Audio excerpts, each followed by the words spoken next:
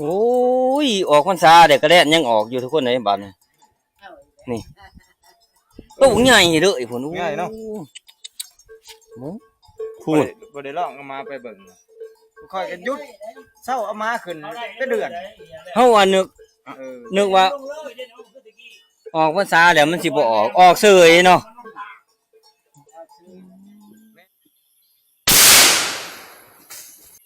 เรียบร้อยทุกคนนี่ก็คือแต้มแรกของเฮาบักหางผัวและพอได้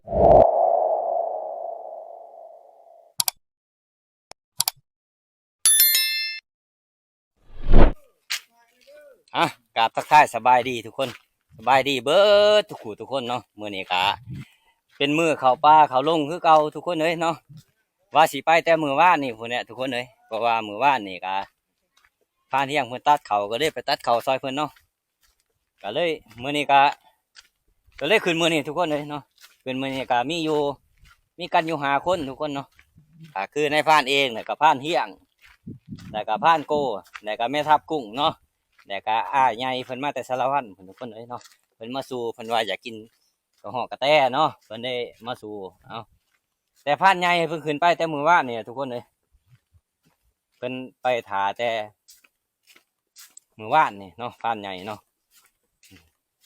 เพิ่นว่าหมูหลายแท้ๆอยู่ทั้งคู่เพิ่นโทรมาเนาะจักสิจังไดเนาะหรือว่าเพิ่นมานแล้วก็บ่จักเนาะช่วงนี้ก็หัวลมออกเลยทุกคนช่วงนี้แล้วก็ฟังอยู่บ้านในพานมื้อนึงฝนตกเลยทุกคนตกแห้งเติบเนาะ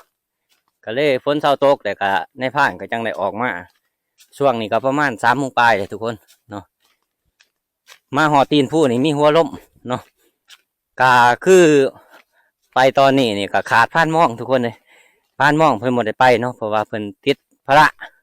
เกี่ยวเขาเกี่ยวน้ำเนี่ยทุกคนเลยเนาะเพราะว่าภาระเฮานี่ก็บ่เสมอกันเนาะก็คือเพิ่นเกี่ยวแล้วก่อนนี่ก็งวดหน้านี่ก็ในพานเองก็สิติดภาระคือเก่าเนาะเพราะว่าเขาในพานบ่ทันสุกนะโอ้นอนจะคืนน่ะโอ้ยนอนคนนึงคืนหนึ่งจะไหนเนื้อนางโอ้ยลายบ่ลายอยู่โอ้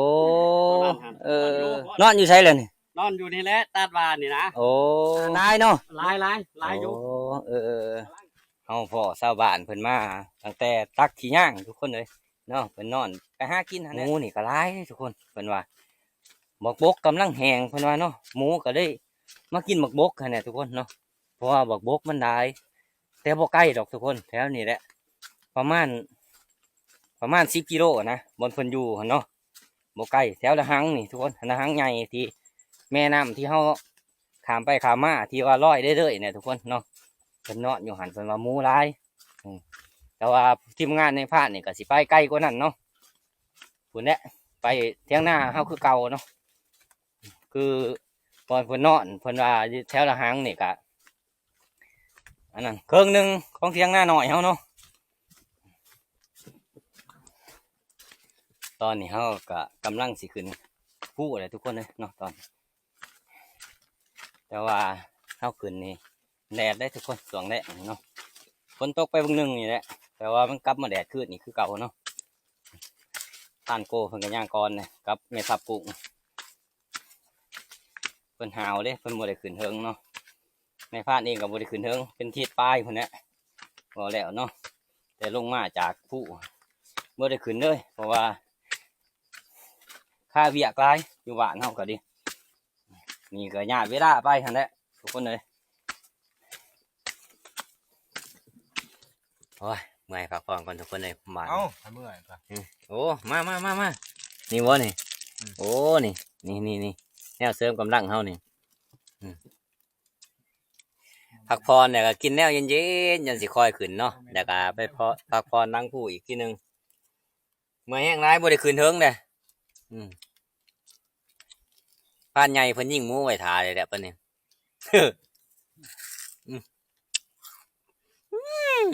เด่นขนาดเย็นเจ็บแขวมันเย็นร้ายเจ็บแขว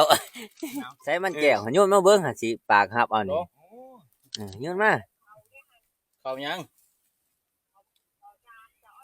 โอ้ขอเอาเองก่อนแล้วเจ้าบ่แต่งให้ โอ้เป็นห่วงขนาดเนาะมานี่ว่ามันแก้ว แก้ว ว่าโยนมาสิครับกลับเอาโลด โอ้ ครับแน่นี่โลดนะ โอ้มาบัดเขาเนาะ เออไปหลังจากเฮานั่งพักผ่อนประมาณ10นาทีแล้วเนาะเอาเดินทางต่อบัดนี้เพราะว่าเวลาช่วงนี้มันค่ำเลยทุกคนเลยเนาะนี่ก็4 โมงปลายเลยทุกคนเวลามันบีบบังคับเฮาเนี่ยเนาะ ว่าได้อย่าเอามามันแก้วนี่กินแต่มันแค่โอ้เมื่อยว่ะพากันมาใช้เด้อหาขี้ให้อยู่บ่ ได้ โอ้ คุณจิ พุ่นละเจ๊พุ่นเนาะโอ้โหประมาณ ไม่ลายคุณก็ไม่ 4 5 โลพุ่นนี่นี่ก็ประมาณ4 5 โลคือกัน เราจะเต็มกระเป๋า พุ่นนี้ว่าคนขึ้นนี่โอ้ชาวบ้านเพิ่นมาแต่หาขี้ซี่ทุกคนเลยเพิ่นก็ไล่ทุกคนผู้หนึงละ4 5 โลเนี่ยทุกคนเนาะแต่ว่าขี้ซี่อยู่บ้านเฮานี่ก็โลนึง30ปลายพันเนาะเป็นเงินกีบเนาะก็คือเป็นเงินบาทก็อยู่ประมาณ50 บาททุกคนเลยเนาะอันนี้อยู่ที่ชาวบ้านของพวกเฮาหาเช้ากินค่ำเลยบ้านเฮาคือว่ายามเช้านี่เกี่ยมหัวเข้าหัวน้ำขึ้นผู้หาขี้ซี่ไล่แล้วก็กลับมาตอนแรกขายตอนเช้าขึ้นไหมทุกคนเลยเนาะนอนเลยจ้ะ ผักเนาะ 3 ผักเนาะผมจะทับกุ๊กนี่เปลี่ยนทรงผมใหม่เด้อ ค่อยกัน เจ้าแห่งมันเขาต้องการยัง มัน ไง กับบริพิตปกติตี เป เนาะ ลี่ยนแต่มื้อนั้นพุ่นแหล้ว มันธรรมดา จะบ่สิขึ้น กันหนวดก็เปลี่ยนน้ำตีหนวดก็ยังคือเก่าอยู่ มันยังน้อยเดียวตัวข้างล่างมันออกบ่ได้เด้มันแปลนบ่ล่ะ เมื่อยบ่ บ่เมื่อย บ่เมื่อยบ่ น้ ซั่ อย น หนึงธรรมดา ไปพันทองไป หมู่ พักคนตีไม่ เอาอีกบ่ พุ่นแล้วเอาพักสุดท้ายพุ่นจังพัก พักสุดท้ายบัดนี้ ไปจะได้บริชียอที่หลอบโอ้เจ็บท้องหวนนะมันเจ็บท้องทายเล่งหวนเจ็บท้องบีดชัดยาเขาไปเบิดยาอันนั้นแอนเตซิน3 แผงยาล่ำเครื่องกวดยาสูตรอีก2 สูตรมาหอดลังผู้เศร้าคิดหอดผู้ไปกันสิไปอู้ไปหาวอีดีผ่านโกนี่ สิได้ทับบ่ต้องขาวแนวนี้ได้ ไปเพิ่นไปหาผู้สาววะนี่เพิ่นมาเอาหาปึ้งๆเลยว่ะ ทำเป็น ถ้าเป็นดีดังรองเลยไปสารวัตรเนี่ยก็ขึ้นสวรรค์เพิ่นเฮ็ด เดินสายทาง เพิ่นเดินสายทางเฮาเที่ยวนาเฮาไปนำเด้อ บ่ได้มีหมู่เนาะ พอได้มีหมู่ บ่เหงาเลย แม่งดอกเที่ยงเฮือนใกล้กันก็พอได้เข้าไลนี้ก็หนี้นํกัน ก็ถามบ่ได้ตอบกันบ่ได้ตอบใจกัน นี่ท้ายเทื่อก็สิให้แม่ทัพกุ้งพาไปอยู่หรอก ทุกคนเอ้ยกินเฟ้อถ้วยละ300,000บ่เคยกินจักเทื่อนี่ว่าสิให้เพิ่นพาไปจักเป็นแนวใดเฟ้อถ้วยละ300,000 เคยกินเบอร์แซ่บสิพามันไปกิน เอาพา บ่สนใจนะกันไปหลายเทื่อนี่ พาเฮาไปแน่จักเทื่อแนวใดเฟ้อถ้วยละ300,000พักผ่อนก่อนทุกคนเอ้ยเป็นมาวิทย์หลังผู้แหละทุกคนได้ละพักผ่อนกันจัก10-20 นาทีจังไปต่อเนาะทุกคนเนาะไปต่อบัดนี้ทุกคนเลยฝนสิยามทางแล้วมื้อนี้พุ่นห้องหึมๆทั้งดังพุ่นฝนเฮาทั้งเฮามาทั้งบ้านเฮาพุ่นแหละเนาะโอ้เขาในผ่านบ่ได้กู้ซับตายคักๆบาดนี้ มึงพอบ่ดี เป๊ะขนาดเขาบาดนี้ แดงหน่อยนะ คำแล้วมันไปในผ่านปะโอ้ยไปบาดนี้ โอ้ยต้องขี่ ไป รถ ต่อ นั่งไป ไปเอาไป แห้งนักโอ้ จะอยู่ก่อน นี่ อยู่เขาก่อนเจ้าเตียงกันอยู่ คืนเบิ่งพันหลอกมันอยู่น้ำมันย่างมาก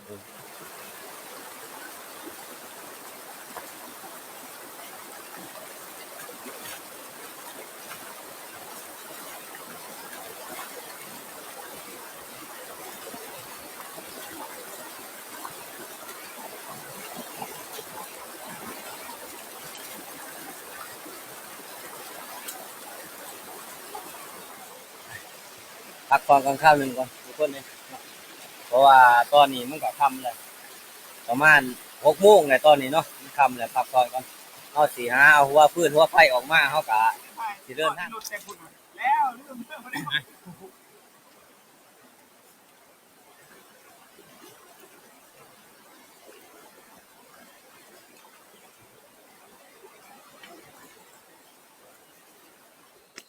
ไปทุกคนบัดนี้เดินทางต่อเนาะตอนนี้กำลังเคืองทุกคนเลยเนาะหอดหวยใหญ่นี่แหละยังอีกประมาณ10 กิโลทุกคนจังสิหอดเที่ยงหน้าหน่อยเฮาเนาะตอนนี้ก็ประมาณ6 โมงปลายเลยทุกคนเลยเนาะเพื่อสิหอดกับผู้ดีทุ่ม 1แล่นหา2 ทุ่มเลยนะทุกคนเรากำลังสิหอดเที่ยงเลยทุกคนเลยนี่ห้องเที่ยงเฮานี่โอ้โหว่าผ้าใหญ่เพิ่นสิอยู่หรือบ่อยู่เนาะเที่ยงเนาะเลือกไปนะทุกคนนั่งมาหอดเที่ยงเมื่อยยันเด็ก3เด็ก4เลยทุกคนเลยเนาะมากับบ่พอผ้าใหญ่ซับจานเพิ่นแหละเพิ่นพักกับทีมงานผ่านป่าพุ่นอยู่กระติ้นพุ่นทุกคนเลยเนาะแต่ว่าเขาเจ้าขึ้นมาหาป่าเนาะทีมงานผ่านป่าเอากับมีแต่หากาเกียมลังพื้นลังไฟนี่แหละเฮ็ดกินเฮ็ดอยากจังว่างแผนกันใหม่ทุกคนเลยมาหอดเดี๋ยวก็ลังพื้นลังไฟก่อนมันกินเขาได้เนาะกี้ผู้ละปั้นแล้วแหละ โอ้สิกินข้าวจีบ่ เอาเห็ดแบบเมนูง่าย กินข้าวจีนี่เคยมานได้กินข้าวจีนี่เนี่ยลังไฟสิลังเนี่ยได้บ่มีก็ไฟ อันนั้นงัวข้าวหักเด็กกับไฟ2 กับ 3 กับพุ่นเอาบันไดกับไฟ มาขอกับหนึ่งก่อนแต่เทินมีเด้อเทินมีร้ายเลย มันดับแล้วได้เลยบ่นี่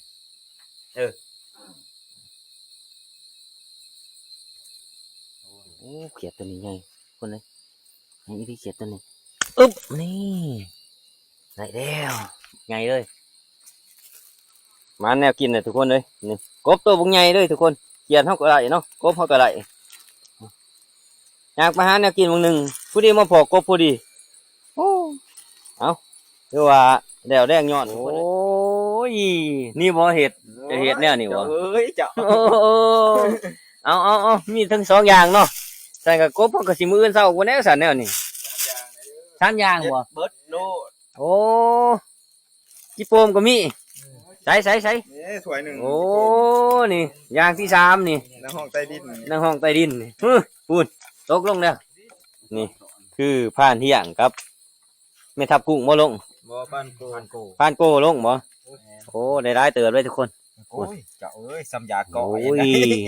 เนาะ ซ้ำสิอูนี่ฟักขะแยงก็มีอันนี้ถือว่าแล้วแรงเหยาะเนาะเทิงในปลาเทิงในกบเทิงในนั่งห้องใต้ดินพร้อมเอา3 เมนูเฮามื้อนี้เอามาเอาสอนมาโอ้พี่ผู้มันไหลขึ้นน้ำไหลผู้ นะมันขึ้นโล โอ้สมมันสิเอาไก่แท้ในพานมันไก่โพ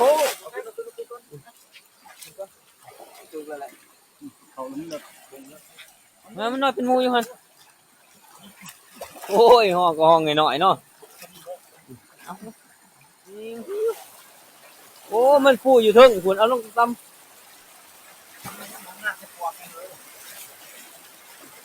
เอา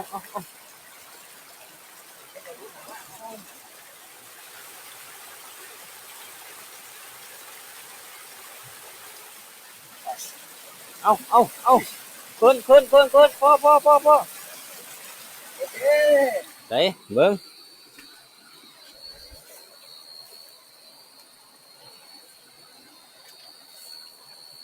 โอ้ยสวยเลยทุกคนเอ้ยนี่มีแต่ปลาซิอ่าวโอ้ยมีบักหน้าวเนาะตำใส่บักหน้าวคักเลยนี่เลยจะได้กินอุปซิวทั้งคู่บาทนี่เอาไอ้ถากีก่อน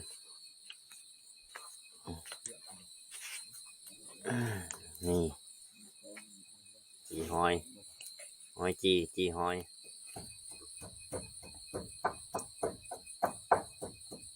โอ้ยเฮาสิมาเลือกเบิดก่อนเนี่ยบ่ทันซะโอ้ย อ้ายดีแม่ทับกุ้งก็เฮ็ดไว้พูด ไปสิเป็นเซฟเหมือน แม่ทับกุ้งอันนี้โอ้เดี๋ยวสิให้เขาเป็น เฮ็ดโดได้เฮ็ดแสบเฮ็ดแล้วนะ แม่ทับกุ้งอันนี้เขาเฮ็ดต่างหมู่ไว้เขาเฮ็ดอู้ปลาซิวนี่ตำบักพริกย่างคักแน่บุญได้ใส่ โอ้เครื่องหมอเลยบ่นี่เอาสั่งก่อนสิเฮ็ดอูเด้อซั่นเด้อไผสิเฮ็ดก้อยก็เฮ็ดก่อนสิเฮ็ดอูกินมื้อนี้ ญี่ปุ่น พ่อว่าซั่นนี่ก่อยเนาะ อยู่กันได้ดอก ตัวนี้เฮาสิแบ่งก่อยทุกคนเลยเครื่องถ้วยเนาะ เอาออกคือตัวใหญ่ฮะ สิรอมาแต่ไสนี่ เฮาได้จับเอาตัวหนึงเฮ็ดเสร็จเด้อเดี๋ยวก็ได้ อูใส่เลยบ่นี่ อู้สิโลตัวเดียว อูหอดจิอูหอดนักห้องใต้ดินใส่น้ำกันนี่นักห้องใต้ดินสิอูใส่ เอา ความมันหลายพ่นจนบวงหักในพานเที่ยงเอาไฟอีตูมาใส่ผู้ดีปงก็ใส่ไฟอีตูปงเลยทุกคนเลย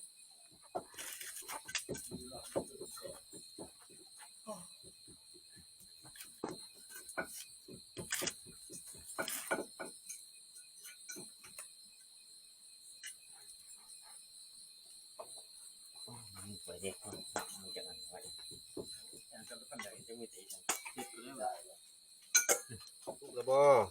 อ่ะห่วย โอ้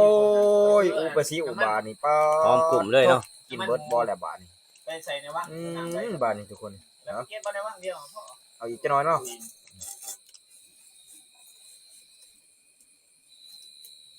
ฮอนได้หมอยังได้ผ่าน โอ้อุปลา ยังเฮ็ดก่อนโอ้เมนูแรงบ่นี่ เมนูแรงเฮานี่นี่ โอ้ปวดปวดหอมหุย พร้อมพริกสดเนาะ จะเสียเด้อทุกคนเด้อ เบิ่งสิลองซิมเบิ่งเดี๋ยวเห็นอยู่อันหนึงสิซิมนี่อันเดียวนี่แหละนี่นักฮ้องนี่อืม เบอร์เสียกี่แล้ว ใส่มือเราได้จับนี่อนุญาตใส่มือเด้อทุกคนเลย ตาย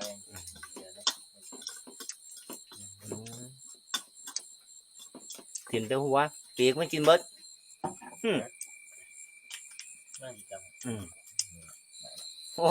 กินหมูมันทางนี้หมูมันทางหอนนัดทั้งหมดเห็นยังให้ผ่านก้อยวัน โอ้ยก็อีตาวะ โอ้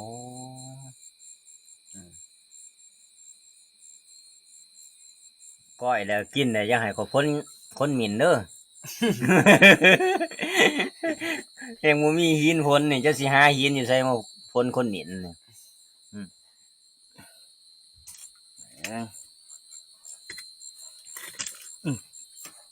โอ้เต็มถ้วยเลย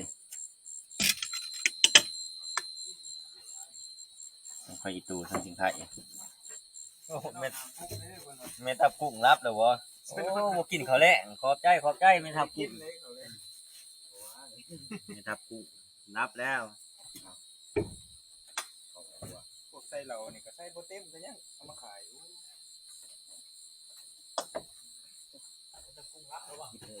นับแล้วเพิ่นกิน กับข้าวแล้งเฮาทุกคนเอ้ย เนี่ยแซ่บๆบัดนี้เอา นี่ก็ก้อยปลาซิวอันนี้ก็คืออูปลาซิวอันนี้ก็ปนนางห้องใต้ดินโอ้อาหารเฮามีแต่เด็ดๆมื้อนี้ทุกคนเลยขาดบ่ได้ก็คือนี่แหละแม่ทับกุ้งเฮ็ดให้แจ่วมากินข้าวนำกันทุกคนเลยกินข้าวแล้งอาหารครบแบบชิมอูปลาซิวก่อนเจ้าของเฮ็ดบ่ทันได้ชิมเลยทุกคนชิมแต่นางห้องใต้ดินก่อนเนาะปลาซิวยังบ่ทันชิมนี่ชิมมันก่อน เขากำมันยัง เจ็บด้วยน้ำด้วยมันแก่เพราะกระเทือนไปกินเอาน้ำลมได้เตะออกก็ยังว่าจะหยอกนะหรือได้นี่ผักอีดีมีบกพริกรอน้ำอีกโอ้คำ4 คูณ 5เลยนี่ ตัวเบิ้งตัวอ่าววะนี่นี่บ้านโกนของแท้เลยตัวนี้ ของเสียบเป็นกับกุมาร เดี๋ยวเบิ้งบ่เบิ้งเฮ็ดเบิ้ง เปียกคอ แล้ว คือจังนี้นะ กระถิน ปวดๆเลยปึ๊บ ดื่มสินี่เด้อ โอ้ย ดอกแพะก็มีเอาน้ำ โอ้ ต ย าล ยังนั่งห้องใต้ดินเนาะเอาบ่ทันได้สินั่งห้องใต้ดินนี่คำใหญ่ๆอีกอืม เบิ่งโดนมันนี่ใส่เลยเลยนี่คำตะตี จะซีมนี่ก็อิ่มเลยทุกคนนะไม่ใช่คำใหญ่ๆเวลาตอนนี้ก็บ่ายโมงปลายแล้วเนาะหรือว่าตีหนึ่งทุกคนน้องผ่านก็สิออกหาสายตาก่อนมันหลังจากเข้ามาแต่บ้านเมื่อยแห้งนอนพักผ่อน2-3 ชั่วโมงคนเนี่ยทุกคนเลยเนาะนี่ไม่ผ่านไปกับไปกัน3 คนทุกคนเลยเนาะไม่ผ่านเองแล้วก็ผ่านโก้แล้วก็ไม่ทับกุ้งไปน้ำกันเหมือนคนเลยเนาะส่วนผ่านเที่ยงเพื่อนก็ไปกับอ้ายที่เพื่อนมาแต่สารวัตรทุกคนไอ้สมคิดกันมาเพื่อนว่าอยากกินกระเหาะเพื่อนก็เลยมาเนาะของปลาของอีหยังทางเขาสิไปวันนี้คนเลยขึ้นหอนมาเด่นเธอเทิงดานพี่ทุกคนเลยมันเด่นนี่ประมาณ2-3 วันเองทุกคนส่วงทีมงานในผ่านลงมืออันมันขึ้นมาเด่นส่วงนั้นโมเห็นส่วงในผ่านอยู่ทุกคนเลยนี่มันเด่นต้องดานเลยหมูสุ่มทุกคนเลยมันเด่นแถวแตกที่เบิดทุกคนเลยมาไก่เติบไปทุกคนเลยโอ้พ่อยังเลยพ่อสายลมมันเดียวกับในผ่านบริทับคำดอกสายลมทุกคนเลย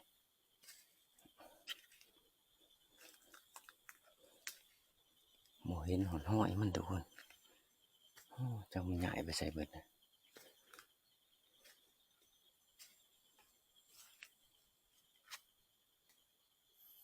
ทุกคนตอนนี้ก็ตี 4เลยทุกคนเลย4 โมงปลายเนาะเขาก็สิไปหาส่งทีมงานเขานั่งคนทุกคนเลยเดี๋ยวเขาก็สิไปหาเลาะต่อเนาะเพราะว่ามันสิแจ้งนะเขาก็นั่งละแจ้งเลยนะทุกคนเนาะไปหานั่งละทางมันกบต่อกบแตะเขาเลยส่งผ่านโกไว้เลยเนาะทางมันเที่ยวทุกคนเลยเที่ยวกินหมกแตะเนี่ยเนาะเนี่ยก็ยังผ่านกุ้งเขาที่ไปส่งกันต่ออีกยังหาหมองอยู่ทุกคนเลยนี่แหละสิไปทางที่เขาไต่ตามาเอาเนี่ยก็นั่งบ่ไกลกันหรอกเพราะว่ายามเช้ามากก็เพราะอะไรทำห้างผอกห้างผัวเนาะทุกคนเอาส่งเมทับกุ้งเป็นที่เรียบร้อยแล้วทุกคนเลยเอาไปต่อมันนี่เขาสิเลาะค่อยเลาะไปเรื่อยๆเนาะฟังนะฮะมันอย่างว่ามันออกหากินยามเช้าเนาะทุกคนแคมทางนะทุกคนวันนี้กลับมาจะสีมาสู้เอาเพิ่นให้เพิ่นนั่งนัดทางมันกินมะเตะทุกคนน้อยมันเด่นมะเตะน้อยมันแต่ว่าจังมันสิเด่นตอนไหนหรือสิตอนแรกหรือว่าสิตอนเช้าเนาะมันเด่นตอนนี้ฮะคือนั่งทั้งกงใหม่ทุกคนเลยเนาะนั่งนัดซ้อมมันนี่แหละทุกคนเพราะว่าเฮาบ่จักมันไปสิเข้าป่ากับเขาบ่ไล่ช่วงทุกคนเพราะว่าแมงเหลือมมันหลายเราต้องย่างนำทางแล้วก็ฟังนะฮะเอาดูว่านั่งรัดซ้อมมันออกมานะทุกคนนี่คันว่ามันออกมามันก็ออกมาบนนี้ทุกคนนี่ตามออกมามันก็ออกมาแทนนี้แล้วทุกคนเลยนี่มาแทนเลยเพราะว่ามันออกมาหากินหน่อไม้โจดนะทุกคน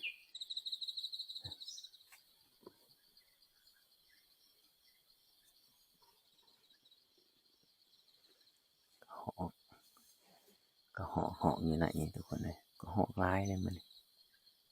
แดดกำลังออกอยู่ทั้งดังในพระมันก็มีบางทางผัวตัวนี้ก็สิตัวใหญ่หองเสียงใหญ่ทุกคน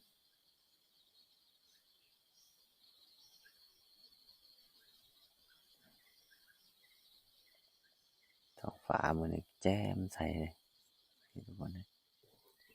คันว่ามีกระบังลมหันบ่ขาดแนวกินทุกคนเลยเนี่ยเพราะว่านกกระโหลกมันกินหมักคองสมนะร้ายเลยทุกคนนกกระโหลกทั้งนกหัวจุกร้ายเนาะบนในผ่านอยู่นี่ก็เป็นหัวเหือบเลยทุกคนนี่หัวเหือบไปซื้อเขาใหม่นี่ แต่ในผ่านบ่ขี้ขลาดบูขึ้นไปเพราะว่าบ่แม่นขี้ขลาดดอกทุกคนเพราะว่าเฮามาช่วงนี้คันเฮาบูป่านี่แมงเหลือมแมงแดงมันหลายทุกคนคันว่ามันได้กัดแล้วโอ้ไปไสบ่ไหลเลยมันคันแรงอีหลีแมงเหลือมเฮาก็สิลงไปหาทีมงานอากาศยามเช้าก็เริ่มเย็นๆเด้ทุกคนเลยเนาะเพราะว่ามันเข้าฤดูหนาวแล้วทุกคนเลยก็เดือน11สิเข้าเดือน12แล้วแหละทุกคนเลย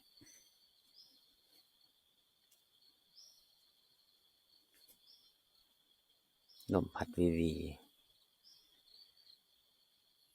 นกกินมังไงทั้งหอกทั้งนกทุกคนเลยให้มาสิทับมังงางบัวก่อนมันเลย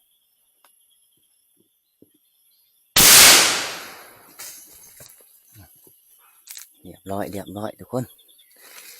หางพวกมังหางพวกตกแล้วนี่เรียบร้อยมากินมังไงทุกคนเลยโอ้นี่ตกมังไงเลยนี่หางพวกกินมังไง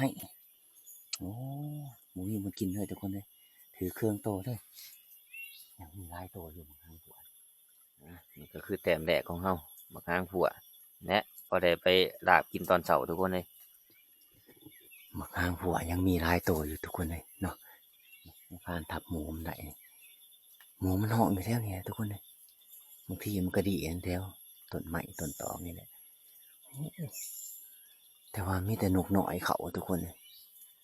กับนกกระโหลกเนาะนกกระโหลกกันนี่กับนกกระดี่หัวจุกเลยกับนกอันน่ะนกเขียวหันทุกคนนกเขียวหันนกเป่าเว้นเขาเลยต้นไห้นี่ผู้ดีนั่งเนาะทุกคนเลยบ่สูงบ่ใหญ่เนาะผู้ดีครับก่อนทุกคนบัดนี้หิวเขาเลยเนาะมันก็ชิบเขามาแล้วก็เหาะเพราะว่ามันสวยแล้วตอนนี้เนาะตอนนี้ก็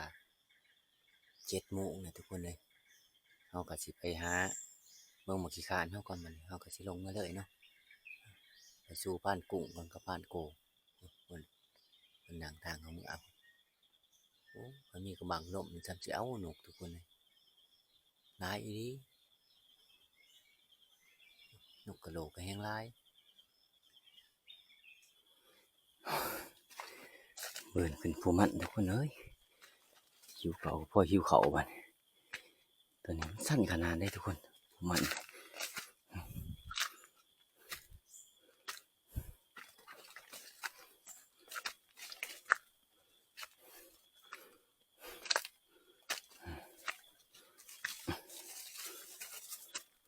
เลยขึ้นไปเมืองกับรักเขาไปดุนกันว่าสิมานหรือบ่มานกับรักเขาอยู่เถิกนี่หาหลังทุกคน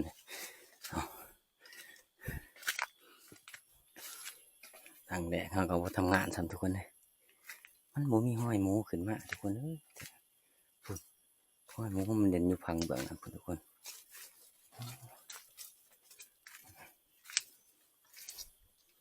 บ่ทำงานซ้ำทางแดดก็ดีมันคือเก่าไปหลังที่2ต่อบัดทุกคนปกตินี่สิมีห้อยหมูเด่นอยู่นี่เลยนี่บ่มีห้อยหมูแสดงว่าหมูบ่ขึ้นมาหมูลงพื้นที่รุมทุกคนเลยมันไปหากินหมักแตะบกๆเนาะเทื่องนี้บ่มีหมากใหม่กินนะมันก็เขามาเด่นอยู่เลยทุกคนแต่มันบ่ไปเหยียบบนเหวเนาะทุกคนนี่ทางมันออกมาถ้ามีอีกอันหนึ่งทิ่มแซงบนทางตัวนี้ทุกคนเลยถอกไงเลยตัวนี้ทุกคนเลยห้อยบักยังเลย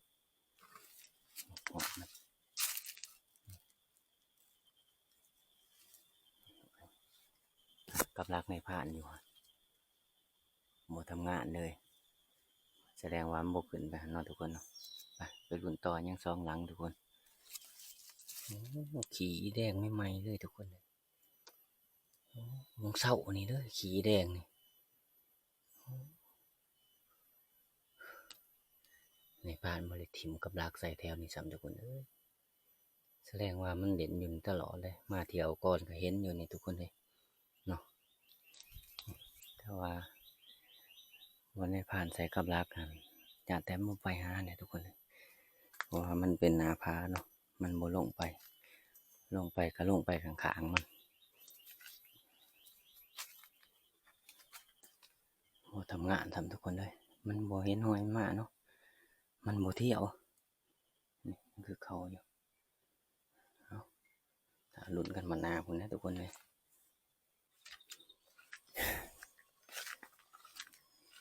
กลับเที่ยงเขาก่อนบาทนี่ทุกคนเลยเพราะว่ากลับรักเขากะบ่ถือยังเนาะบ่ทำงานจากหลังเลยทุกคนเลยอีหยังมาปวดกินเนี่ยหมิ่นเลยแนวนี้ทุกคนเลยหมิ่นเลยหมูวะ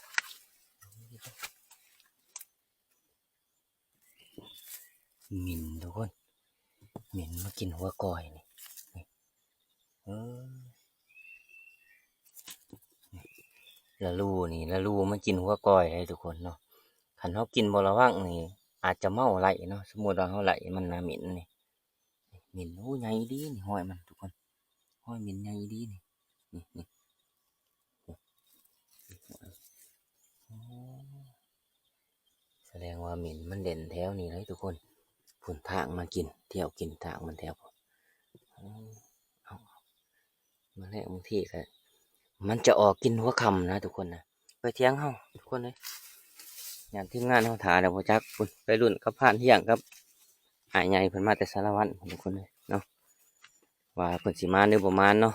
ที่ว่าผ่านโกกับผ่านกุ้งนี่บ่ได้มานี่แหละทุกคนเลยเพิ่นคือสิกลับเลยแหละเนาะเพราะว่านั่งกับบ่ไกลกันปานใดเนาะกลับมากับบ่เห็นเพิ่นเลยเห็นแต่เพิ่นเฮ็ดเครื่องไม้ไว้เนาะโอ้ย หัวเนาะ เอาซิมข้าวจีก่อนนี่ เอาออกซะจีเป็นซิไม่ได้รสชาติคือเก่า จังไรคืนนี่ไปหอดใส่ บ่พออีหยังพอแต่คนไปทางใดก็พอแต่คน คนเอ้ยคนเนาะสารวนกลับไปกลับมาก็พอกันคือเก่า ว่าสิบ่ยึกเลยนะมันมาไก่พวกเนื้อใจแห้ง มินได้นาน2ตัว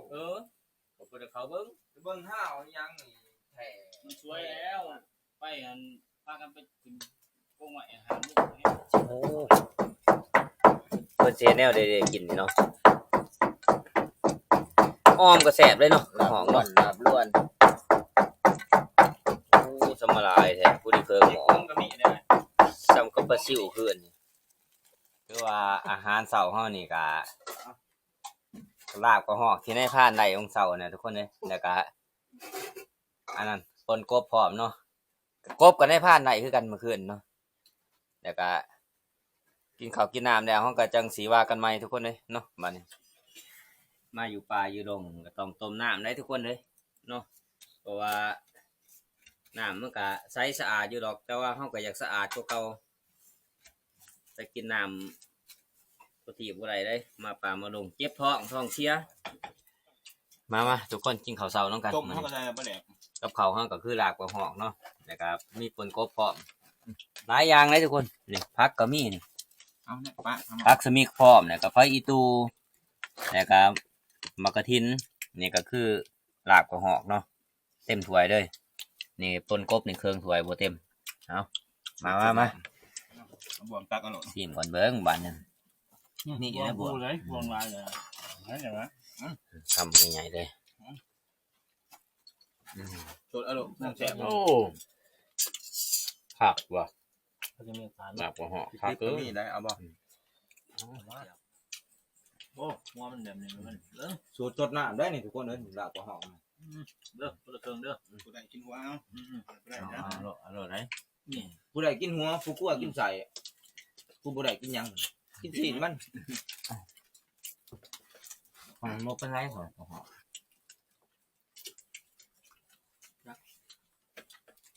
ไปแล้วซีนเนาะ